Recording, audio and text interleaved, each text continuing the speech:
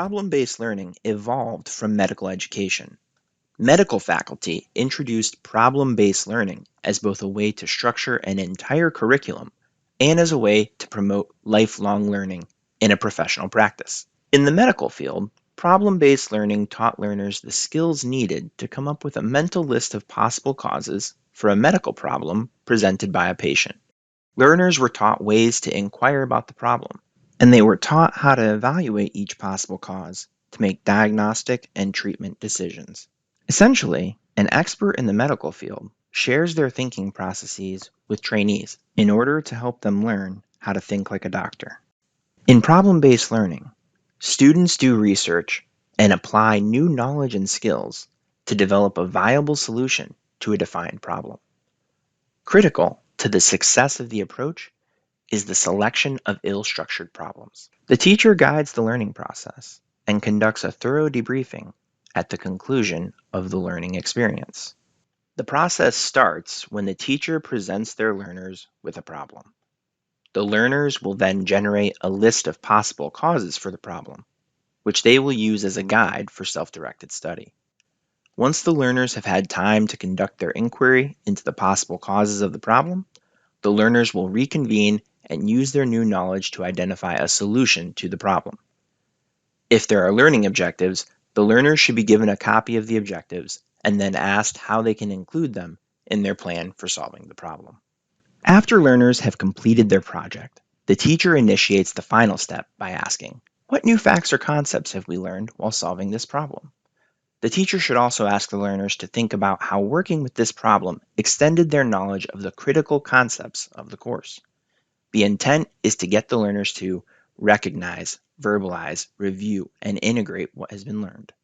If teaching with problem-based learning were as simple as presenting the learners with a problem, and students could be relied upon to work consistently at a high level of cognitive self-monitoring and self-regulation, many teachers would be taking early retirement. The reality is that learners who are new to problem-based learning require significant instructional scaffolding to support the development of problem-solving skills, self-directed learning skills, and collaboration skills to a level of self-sufficiency where the scaffolds can be removed. Problem-based learning is a learner-centered approach. Students engage with a problem with whatever their current knowledge affords. Inherent in the design of problem-based learning is a public articulation by the learners of what they know. Learners should also note what they need to learn about in order to solve the problem. Individuals accept responsibility for seeking relevant information and bringing that back to the group to help inform the development of a viable solution. The problem simulations used in problem-based learning must be ill-structured. A critical skill developed through problem-based learning is the ability to identify the problem and set parameters on the development of a solution. During self-directed study, students should be able to access information from all the disciplines that might be related to resolving a particular problem, just as people in the real world must use information from diverse sources in their work. Multiple perspectives lead to a more thorough understanding of the issues and the development of a more robust solution. Collaboration is essential. In the world after school, most learners will find themselves in jobs where they need to share information and work productively with others. And problem-based learning provides a format for the development of these skills. What students learn during their self-directed learning must be applied back to the problem with reanalysis and resolution. The point of self-directed research is for individuals to collect information that will inform the group's decision-making process. Given that problem-based learning is a very engaging and motivating form of experiential learning, learners are often very close to the immediate details of the problem and to the proposed solution. The purpose of the post-experience debriefing process is to consolidate the learning and ensure that the experience has been reflected upon.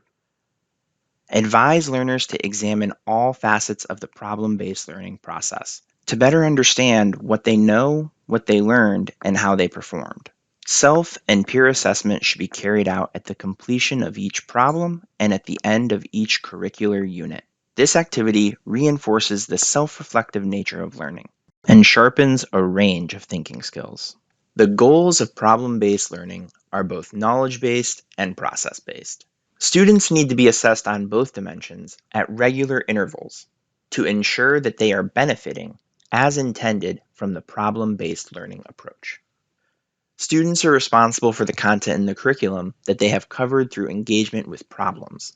They need to be able to recognize and articulate what they know and what they have learned. Problem-based learning should be the pedagogical base in the curriculum.